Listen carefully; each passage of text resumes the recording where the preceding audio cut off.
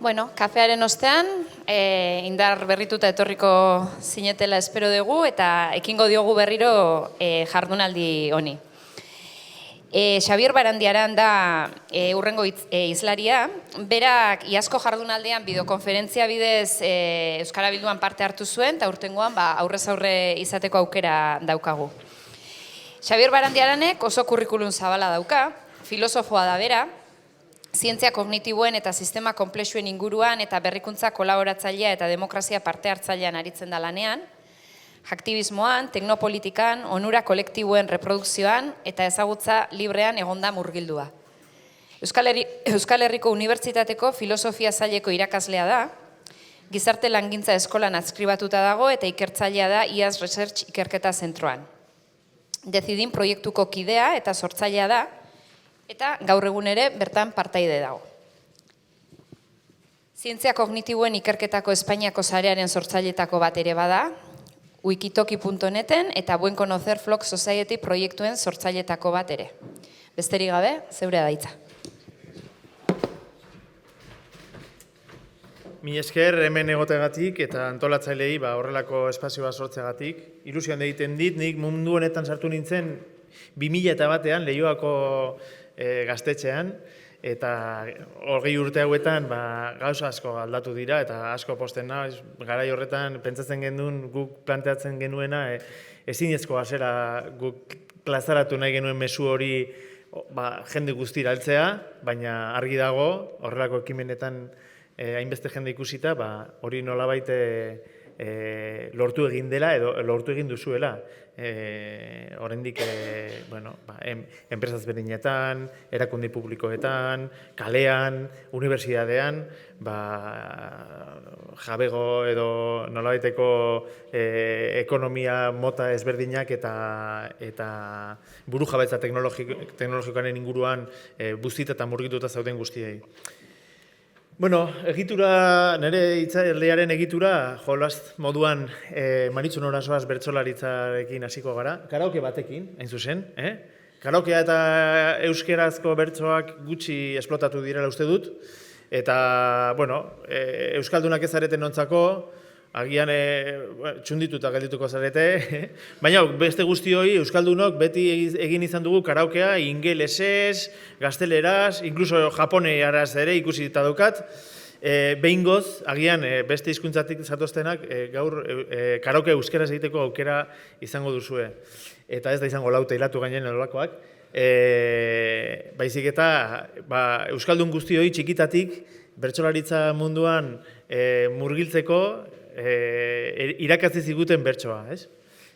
Orduan, bueno, prest, nahi dut gainera, mesedez, nerekin batera, ez niri gutxi ridikuloa egiten bakarrik, egin ezagun ridikuloa kolektiboki, eta hor, ara...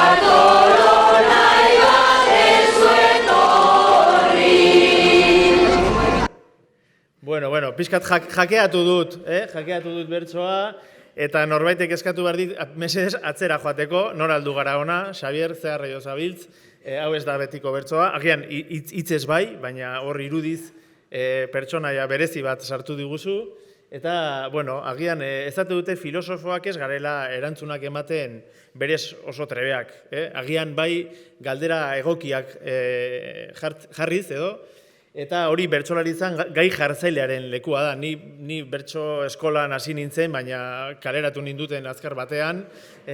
Horregatik dedikatu nintzen Kant eta bestelako tipo arraroak irakurtzera. Eta agian pentsatu dut, nek gere gizarte honetan, agian izan dezakedan rola gai jartzaile izan daitekela. Orduan, gai jartzaileren joku honetan, eta bertsolaritzan askotan, bi pertsonaia ezberdin kontra jartzen dira, eta hori kontra jartze horretan, Bartolo eta Maritxu aurkezte dizuet. Bartolo abokatua da, seguruenik Eusko Jaurlaritzan nonbaitik lan egiten du, berak badaki zer den ona gizartearentzako, horrelako Bartolo asko dauzkagu gure artean, eta normalean bulegoetan eta bara egiten du lan, tabernetan baita ere, hor aragitartean, tratuak itxiz, baina beti espazio pribatuetan, bai. Diruaz da, edo zara, Bartolo, normalean gai jatzaileak zuzenean bertsolariari leporatzen dio gaitasunak eta egoerak, ez? Zu, Bartolo, dirua zara aberatz, eta Windows erabiltzen duzu, bai. Maritxu ordea, hakerra zara, besteerekin erabaki nahi duzu zer den ona, zuretzako eta besteentzako, zarean eta espazio digitalean bizi zara, beti irekian egiten duzu elkarrizketa eta erabakia hartzea eta lana. Ezagutza zara aberatz, poltsikoak utxik dauzkazu, baina bizirik zaude eta horrek poza nahikoa da, zu bizitzan aurrera egiteko. Akaso, seguruenik Donostian pixurik ezin duzu pagatu, baina ez zaude kalean oraindik. Eta Linux erabiltzailea zara, bai. Bien arteko erronka izango da gure gizartea nola salbatu.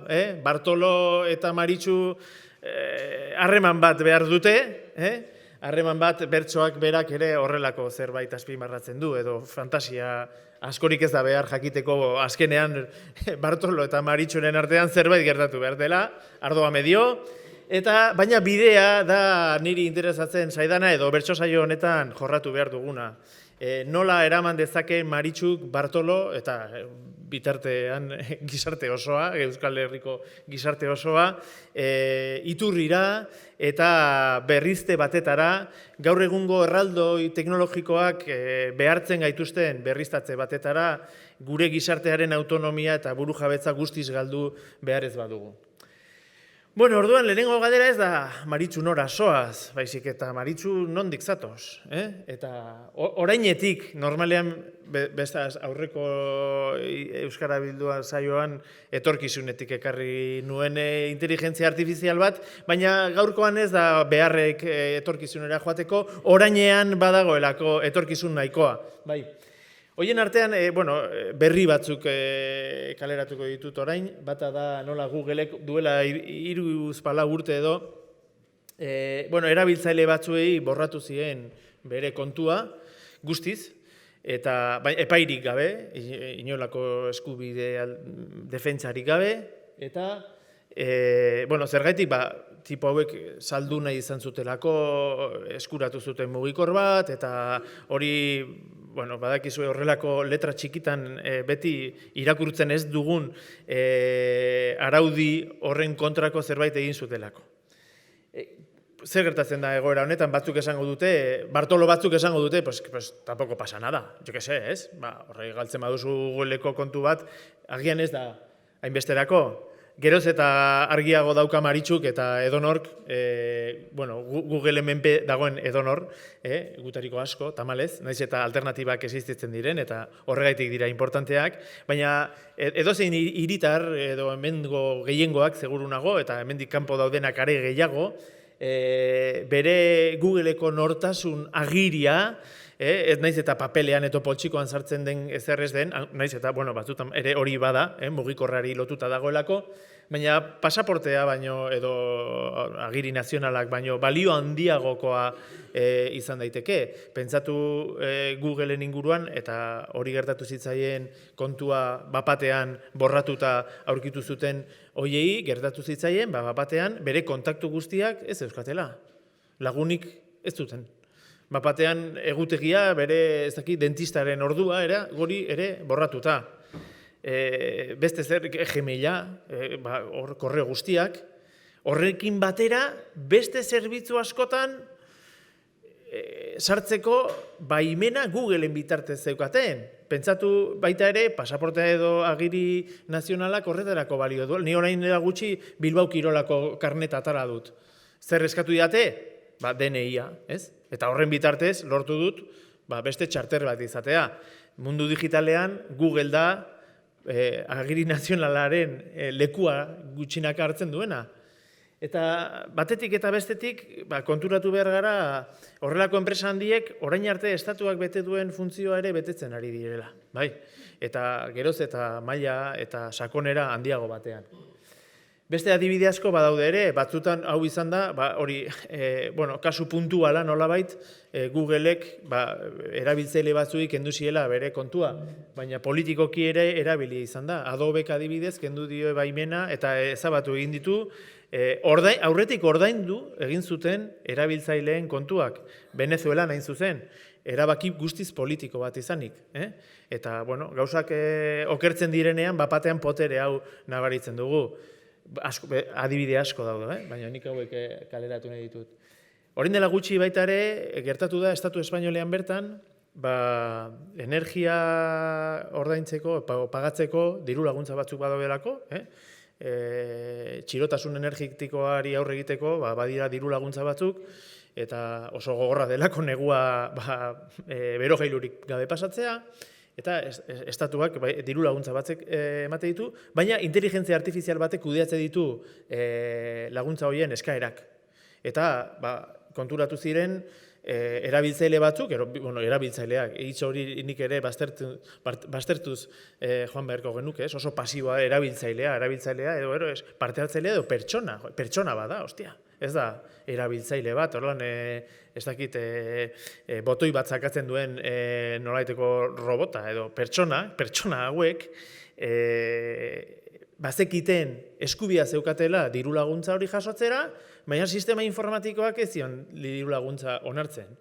Orduan abokatu batzuk, Javier Dakoa barne eta beste antxinako aktivista askok, martxan jarri zuten ekimen bat eskatuz, gobernuari, ministerioari, software horren kodigoa jakiteko. Zergatik ari da norbaiti eskubide bat kentzen eta beste bat ematen. Nola da posible programa batek hori egitea, eta guk ez jakitea, zergaitia ez ezagutzea. Txundigarria badirudi ere, ministerioaren erantzuna izan zen, ezinezkoa zela programaren kodigoa jakitea, jabego intelektualaren aitzakipean hori enpresa baten eskutan zegoelako. Orduan, gure eskubideak geroz eta gehiago programa batzuk kudeatze dituzte, eta guk hiritar moduan, pertsona moduan, gizaki moduan, ez daukagu iturri horretara joateko eskubiderik programa hori auditatzeko edo nola funtzionatzen duen jakiteko eskubidea galdu dugu, ezta? Zer gertatzen ari da gure gizarte honetan, eta askotan mintzatu izan da, eta aipatu izan da beste hitzaldietan, erraldoi teknologikoek geroz eta indar gehiago daukatela, ez? Nik uste dut gizartearen historian ez dela horrelako egoerarik inoiz eman, agian hurbilen gertatu den fenomenoa erlijioena izango litzateke, erlijioa eta estatua edo erlijioa eta gizartearen arteko nolaiteko erlazio hori, oso berezia dena. Erlijio batzuk zeuzkaten estatu asko baino biztanle baino fededun gehiago, eta gaur egun enpresa handiek horrelako harremanen bat badaukate, ezta? Adibidez, Facebookek dauzka 2.000 milioi lagun. Googleek beste hainbat, 1.500 milioi, munduko herrialderik handiena baino askoz gehiago. Eta kudeatzen dituen dirua ere izugarrizkoa da, baina benetan jarriko dugu gure enpresa hurbilena edo enpresa publiko edo kasuetan gobernuarekin konparatuz edo Euskal Herria gizarte moduan Euskal Herria baino konparatuz, hemengo barne produktu gordina da 83 bilioikoa, Google edo Facebook edo Amazon baino 10 aldiz txikiagoa, oso txikiak gara hoiekin konparatuz, eta izugarrizko eta geroz eta indar gehiago daukaten erakundeak dira hauek. Ez da hori bakarrik, begiratu zer nolako gogoak dauzkateen enpresa hauen sortzaileak eta Silicon Valleyko kultura inguruan dabiltzatenak, beraiek hitz egiten dute, beraiek izango direla, etorkizuneko Commonwealth edo eskubideen defendatzaileak edo bakarrak. Pentsatzen dutelako estatuak hil egin behar direla, burokrazia eta teknologia nahin kaskarrak direnez, beraiek hartu behar dutela estatuen lekua, bai. Horrek beldur eman behar digu, noski ez dutelako modu demokratikoan hartuko estatuaren lekua, bai. Bueno, orduan, badakigunez nondik gatozen, nondik datorren Maritxu, preokupazio hauetatik dator, ia orain nora joan Maritxu. Iturrira, noa, Bartolo, iturrira. Matrixekin jaio garenok badakigu, iturria dela kodigoa, errealitate atzean dagoen benetako makina eta errealitate horren oinarri, bai? Horrela da softwaren munduan, baina baita ere gizartean. Iturria da kodigoa, eta gure gizartean bi kodigo daude orain martxan, edo gehiago, baina gehien bat maila politikoan erakunde publiko eta administrazioari dagokionez bi kodigo bat dira legeak, legeak instituzio bilakatzen dira, eta instituzio horrek gizartearekin, biztanleekin, harreman zerbitzuak izate ditu. Eta bestetik badago kodigo informatikoa, ezta? Eta kodigo informatiko horrek ere zerbitzu digital batzuk jartzen ditu martxan, eta biztanlegoari emate dizkigu zerbitzuak edo sufritze dugu askotan zerbitzu hori. Zer gertatzen da egoera honetan? Alde batetik, guk adibidez nik Bartzelonan izan dudan esperientziagatik, adibidez, bi kodigo hauen arteko aldea oso handia dela, zein zentutan. Jarriko dut, softwarea neurtzen da lerroetan, zenbat lerro, liburu baten moduan, zenbat lerro dira, lerro bakoitza instrukzio bat delakoan. Orduan, Bartzelonako adibidez parte hartze legeak edo araudiak 6.000 lerro dauzka. Guztira, zer dira 50 bat orrialde. Baina, Bartzelonako plataforma digitala parte hartze prozesuak martxan jartzeko dauzka 600.000 lerro. Hori gertatzen da beti. Kodigo informatikoa da legearena, baina askoz zehatzagoa. Eta horrek esan nahi du, askoz potere gehiago dagoela horretan. Zergatik? Alde batetik kodigo legalak, nahiz eta polizia daukan atzetik, hori bete dadin, ez beti, baina batzutan bai, edo potereari interes handia daukenean horren berti agertzen dira, nahiko malgua da, prezizio handirik ez dauka, eta hor dago irekia, eta gutxi gora bera legea errespetatzen jarraitzen dugu gehiengoak, baina malgutasun askoz. Kodigo informatikoa ordenadore batean ejekutatzen da, hor ez dago zalantzarik, hor dago danan oso ondo neurtua, eta horrek ere potere handia daka. Legea, behintzat, guk sistema demokratiko, behintzat printzipioz, gero ez da beti betetzen, baina modu demokratikoan kontrolatzen dugu legea kodigo moduan. Ordenadorekin eta zerbitzu publikoetan erabiltzen den softwarearekin, lehen ikusi duen berrianen arabera, hori ez da beti betetzen. Komplikazio bat gehiago dago kodigo informatikoan. Ordenadoreak ejekutatzen duen kodigoa, hori askok jakingo duzue, baina beste askok ez, eta ez delako ondo azaltzen, ikastolan ez da esplikatzen, oso oinarrizko gauza bada ere, ordenadorek ejekutatzen duten kodigoa dago konpilatuta zaten da, zeroak eta batak dira, prozesadore batek ulertu dezan, eta prozesadorea itxua da euskarara, ingelesera, edozein hizkuntzatara, ez dena binarioa, zero edo bat, bai? Zer gertatzen da, programa bat jasotzen dudanean, adibidez deskargatzen dudanean, edo instalatzen dudanean, instalatzen dut 0 eta batetan bilakatuta. Ez dago gizakirik hori ulertu dezakenik. Oso milioika imprimatu ezkero, museo osoa izango litzateke programa harinena edo txikiena, eta danak dira 0 eta bat. Orduan, zer egiten dute programadoreek beste hizkuntza batean programatzen dute. Hizkuntza hori normalen ingeles eta matematika bitartean dago, eta hor ondo ulertzen da, instrukzioa zein den, eta gero hori konpilatu egiten da makinak ulertu dezan. Zer gertatzen zaigu, gutxitan daukagula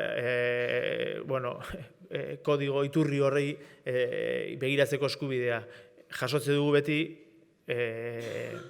energiaren diru laguntzak ematen dituen programa horrek egiten duen, edo ematen ez dituen programa horrek egiten duen moduan, guk ezin dugu jakin zer egiten duen. Ez daukagu eskubiderik ikusteko iturria. Are gehiago, geroz eta zabalagoa da, zuzenean enpresak ematen dutela zerbitzua, administraziotik pasatu gabe, askotan, geroz eta gehiago gertatzen ari da hori, eta izkutuan mantentzen duten noski bere kodigo hori. Eta gutxinaka administrazio publikoa bilakatzen ari da Amazon, Google edo Indra bera, ez badago ere ez dira denak estatu batotako erraldoi gaiztoak, hemen hurbilan ere badauzkagu batzuk. Eta galdera da orduan nola joango gara iturrira, Maritzuk zer proposatzen dio Bartolo, iturria ez da, badirudi ez dela erresa, Eta iturrian zer dago, Badago, enpresa pribatuen iturria, sekretua, Coca-Colak bere botilan sartzeko dauzkan iturrien moduan, eta software askearen zer dago kriston orgia. Pentsatzen, somatzen genuen, nolabait bertsoa ikusita, azkenan ardoarekin eta hor zerbait gertatu behar zela iturrian, eta izugarrizko jaia dago iturrian, jende gutxik daki zer nolako jaia, ez da oso sexia, edo, batzuntzako bada, niretzako bada, baina termino orokorretan gizarterako, milioika hacker hor idatziz, ez da sexitasunaren irudia, baina nahiko, beste modu batean ulertuta, sexua baldin bada kodigoaren nahaztea, hori biologikoki hori delako, kodigo genetikoaren nahaztea, hori da sexua, izugarrizko aktibitate sexuala dago iturrian, ezan behar, eta arrazoi badago, iturria existitzen da, iturri irekiak existitzen dira, Alexek esplikatu duen moduan, eta arrazoia Grezian bazekiten, ez dakite ezagutzen duzuen, kornukopia barkatu, kornukopia da, kopia hitza bertatik dator, Greziako mitologian oparutasunaren adarra da, Zeusek lortu zuen, ibaia edo errekaren jainkoarekin borroka bat izan zuela, eta adar horretatik ateratzen da Baskaria denetarik. Greziarrek behar zuten guztia, iPhoneik ez zuten behar, ez den urtetzen, baina gaur egun izango zen olako hardware eta denetarik urtengo zan hartik, eta oparutasunaren adarra da. Eta ze gertatzen zaio ezagutzari eta softwareari, nahiz eta erraldoi teknologikoek pribatizatuta duten, egia esaterako, kodigoa eta ezagutza daukan berezitasun bat da, modu librean kopiatu dezakegula doainik. Hori da alucinantea. Gizartearen historian ez da inoiz eman egoera bat zeinean, eskura dagoen, biderkatzea, nahi beste, aberastasunaren iturria. Hori da alucinantea.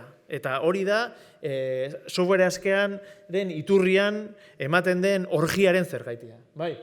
Ez dut gehiago azalduko, edonon aurkitu dezakezue software librea zer den, zer nolako baldintza leganetan elkarbanatu daitekeen, zer nolako eskubideak ematen dituen, eta zergaitik den hain alternatiba posiblea, nahiz eta erraldoi kapitalista batzuk monopolio handia duten munduan, alternatiba bizirik eta posible da gaur egun software askeari esker. Zenbaki batzuk emango dizuet, ikusteko software librean dagoen erromeriaren tamaina, GitHub da erromeri leku handi bat. Orain Microsoftek erosi du eta mundu guztiari da migratzen GitLabera, baina hori betiko rolloa da, batzutan inbasioak daude eta hor mugitu egiten dira biztanleak, baina orain arte ikusten dezazuen, porque jende gehienak ez da kontziente, zer nolako, orgia honen tamaina ez da ezaguna. Hogeita hamaika mila programadore daude, hogeita hamaika milioi programadore daude GitHuben. Ez denik iten hainbeste programadore existitzen zirenik ere, no te digo más. Eta hori da, GitHub da kodigoaren edo programazioaren Wikipediaren moduko leku bat, zeinean guztiak jartzen dituzte bere programak besteen onerako doainik eta kolaborazioaren bitartez guztien artean garatzeko programa horiek. Daude 96 milioi programa eskuragarri edonentzako. Eta pull request da, bueno, nola biteko musutxuak, orgia honetan, 200 milioi musu. Hori Euskal Herrian ez da emean inoiz, osea, hori da alucinantea, per capita ez da ere, Eta, bueno, horiek dira ekarpenak, ekarpen txikiak, jende askorenak, software hori garatzeko, bai. Bueno, Bartzelonako udalak orain dela gutxi, bueno, esain gutxi, 6-5 urte, ireki zuen bere repositorioa iturri honetan, bai. Eta posible da hori erakunde publikoak iturri horretan bustitzea eta iturri horretan edatea, ez dugu emozio engañado, osea, ez dugu zergaitik urren boteiatua erosi behar. Iturria hor dago eta administrazio publikoarentzako hor dago ere doainik eskuragarri eta naiz eta hori horrela izan, administrazio publiko gehienek ez dijoaz software liberaren iturrira, bai. Bueno, gauza asko esplikatu daitezke, nola egiten den dantza, zenbat aukera dauden hor aberastasuna handitzeko, adibidez, bueno, badira, eta nik hemen hau ere azpimarratu nahi dut, transformazio digitalaz hitz egiten dugunean, nola eraldatu behar garen gizarte moduan, administrazio publiko moduan, ez da bakarrik software ezberdin bat erabiltzea. Badira ere teknologia bigunak, eta horien artean, iturrira baldin bazoazte, hacker munduan barneratzen bazarete, ikusiko duzue antolaketa mota ezberdinak ere kudeatzen direla. Hoi askotan deitzen zaie teknologia bigunak.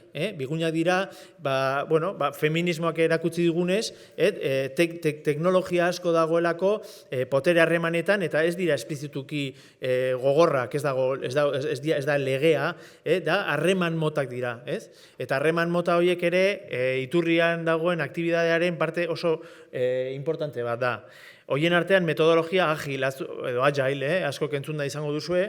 Nik ez dakit ondo nora euskaratu, biratu dute hori lurrei erreko iztegian, ez jartzen zuen bizkor, nik uste dut asko hobeto dela harinari.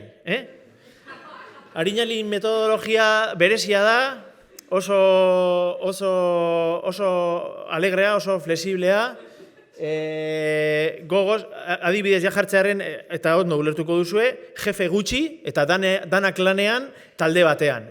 Hori, enpresatan ematen den, oso gutxitan ematen den egoera hori, da iturrian gehien ematen dena, ez? Eta hor, badaude metodologia honen ekarpen eta sofistikazio asko, baina ideia nagusia da beti erabiltzaile edo parteatzaile edo biztanlearekin zuzenean softwarea sortzeko ziklo oso laburretan eta beti berrikuntzak momentu oro kaleratzen joatean, ez? Ez normalean sufritzen duguna administrazio publikoetan nire esperientzia bintzat izan da, egiten duzu espezifikazio lista bat eta hortik 3 urtetara heltzen zaizu programa bat, heltzen zaizunean, zaharkitua dagoena, ez? Horregatik sufritzen dugu administrazioko tramiteetan orokorrean, ez beti, hainbeste biztanleok. Baina, bueno, teknologia guzti hauek hor daude, eta iturrirako bidea da zailena, elkarrik azpimarratu nahi dut, hemen tentazioak geroz eta gehiago daude, hau hemen dekazu estatu batetoko Bartolo bat, eta Google zerbitzuen target da, target Bartolo hau, zergaitik, berak problema asko dauzkalako Bartolonek eta Googleek ematen dio soluzioa zuzenean, badakizu hori mundu teknologikoan siempre se venden soluciones, beti dira soluzioak saltzen direnak, normalean marketinga izkutatzen duena da, beraiek problemak sorte dizutela lehenengo pausuan eta gero soluzioa saldu. Baina, bueno, Bartzelonako udaletxean martxan jarri zen transformazio hau, bide hau, irturrirako bide hau, eta bide horretan, katalogoa handia da, gauza asko aldatu behar da, datuekiko erlazioa, nola idazten diren eta nola egiten diren burujabetza teknologikoa, erosketa publikoak, orain lehen enpresako jendeak hitz egin du, eta izango duten oztopo nagusiena seguruenik izango da erakunde publikoekin, zerbitzu bat eskatzen zaionean merkatuari edo enpresei, jartzen diren baldintzak ezinezkoak direla betetzeka enpresa txikientzako eta bar. Baina hori eraldatu daiteke, hori txip aldatu ezkero, iturrian dagoen orgia ezagutu ezkero, agian hortik ere beste modu batean egingo dira kontratu publikoak guztiei bidea irekitzeko. Bai enpresan diei, bai txikieri baita ere, eta posible da hori horrela egitea, bai. Bueno, interesgarria da Bartzelonako mapa, iturrirako bide hori, baita ere GitHuben dagoela jarrita, eta edonok editatu dezakela, eraldatu, hobetu, euskaratu, hor daude hainbat dokumentu, esplikatuz nolako eraldaketa eman behar den administrazio barruan, eta hiritarrekin, eta datuen kudeaketarekin, eta guztiarekin. Eta, komendatzen dizuet, begira da botatzea, oraingoz gazteleraz, inglesez eta katalanez dago, noski, baina, gure esko dago ere, hori nola kopilezta den, eta gure eskuan dago hori doainik kopiatzea eta eraldatzea, guztien esku dago ere euskaratzea. Eta, Bartzelona eman den proiektu interesgarriena, noski, nik bere sortzailean eselako, horregatik ni ere marketing munduan ere bizi naiz, decidim dala software askearekin egindako erabakiak eta burujabetza lortzeko softwarea, bera, Eta hori ere, azkenengo irudi honekin agian argitu nahi dut, interfazeak falta direla softwarea diseinatzeko, baita gure demokrazia berriztatzeko ere, nahiko nekagarria dela urtero bozkatzea, batzutan inolako eraginik gabe, estatu mailan bizi dugun zirkoari begiratuz, eta agian hiritarrok zuzenean egin ditzakegula legeak, beste hainbat gauza egiten ditugun moduan. Eta ez bakarrik administrazio publikoa, honekin amaitzen dut, decidim bezalako eta software askean aurkitzen ditugun beste hainbat erramientak daukaten potentziala ez da bakarrik administrazio publikoa, hori ezinbestekoa dela uste dut, eta argi utzi duela espero dut, baizik eta gizartea bera antolatzeko baita ere, bai protesta mailan eta legeak eraldatzeko, zein gizartean bertan gauzak kudeatzeko, adibidez, decidim plataformaren erabilera gustukoen bat da Som Energia, kooperatiba energia kontsumo eta produkzioaren kooperatiba berdea, autolaketa moduan bere 50.000 kideak erabiltze dute software hau erabakiak hartzeko, bere burujabetza bultzatzeko. Eta horrekin batera edan dezagun, nahi dugun guztia, iturrian dagoena doainik delako eta amaigabea delako ezagutza eta kodiga. Eskerrik asko.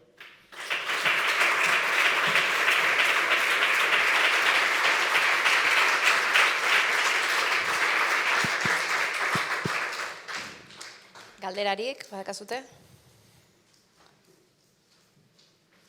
Fenomeno. Bertso saioa ondo atea zaizu. Galderatxo bat, Xabier.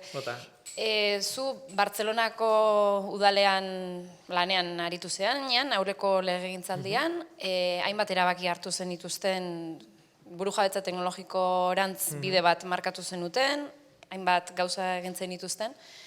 Zer aholku eman ditzakezu, hemen badago enpresako jendea, erakunde desberdinetako jendea,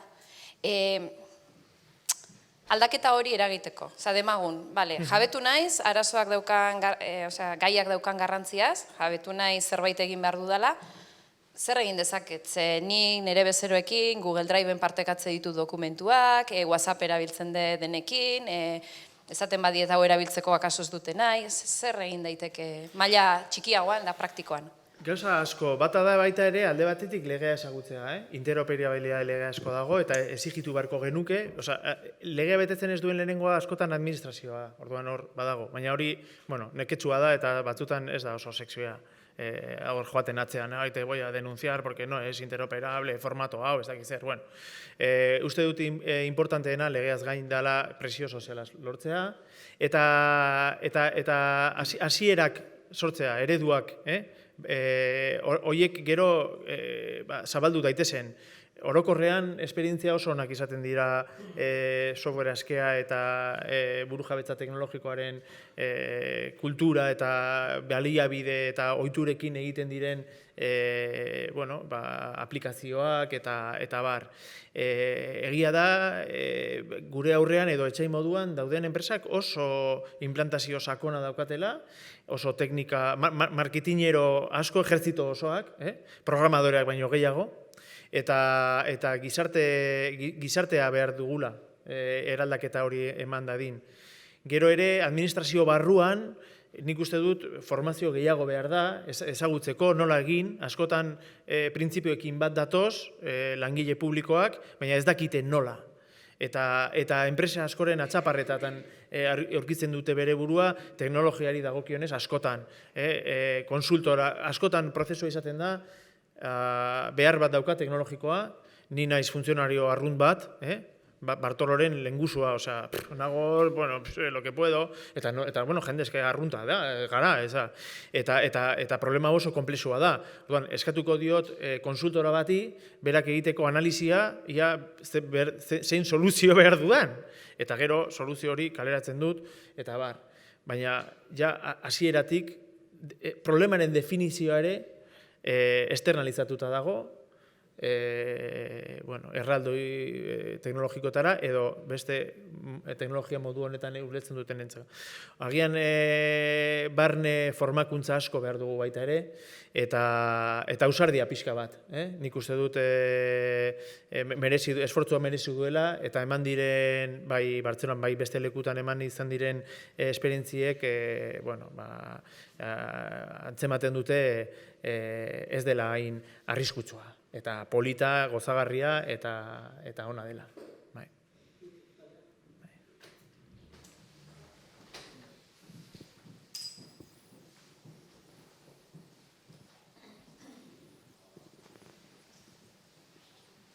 Nik batez ere adibide hartuta, decidimen tresnaren adibide hartuta, nik uste ere kontuan izan behar da, horrelako zerbait egiteko erabaki politiko bat egon behar dela, atzetik. Ez da, teknologia daukan peligrotakoa da, askotan neutraltasunaren esku uzten da, erabaki teknologikoa neutroa da, eta da, justo, zuk azaldu duzun bezala, oso parzializatua dien erabakia, gaina,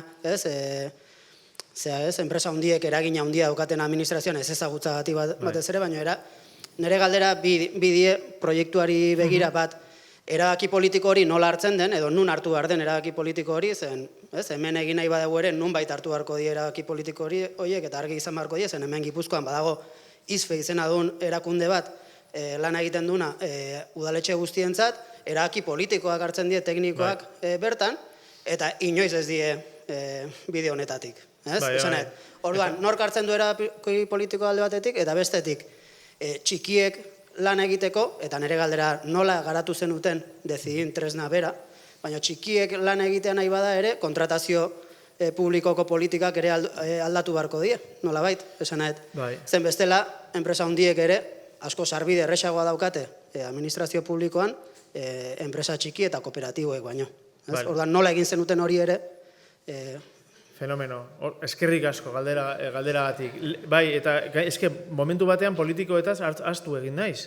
Behintzat nire kasuan, Bartzelonako udaletxe barruan dauzkan trauma guztiak teknokratekin izan direlako, eta esan beharra dut, demokrazian oso ahul batean bizi garela, eta politikariek indar gutxi daukatela administrazio barruan, teknokratak dira benetan agintzen dutenak. Hori ezan da ere, politikariek daukate erresponsabilidadea, eta beraiei leporatu behar diegu, erabaki hauek hartu beharra, eta horrek behar duen indarra, eta erantzunkizuna. Eta eskertze dizu galdera, porque astu egin zait, eta zentroan dago, eraldaketaren zentroan egon behar du, politikari eskatu eta exigitu behar dieguna, beraiei zuzenean, beraiek direlako horren buruak, printzipioz. Gero egongo dira problema guztia, baina hori hasteko.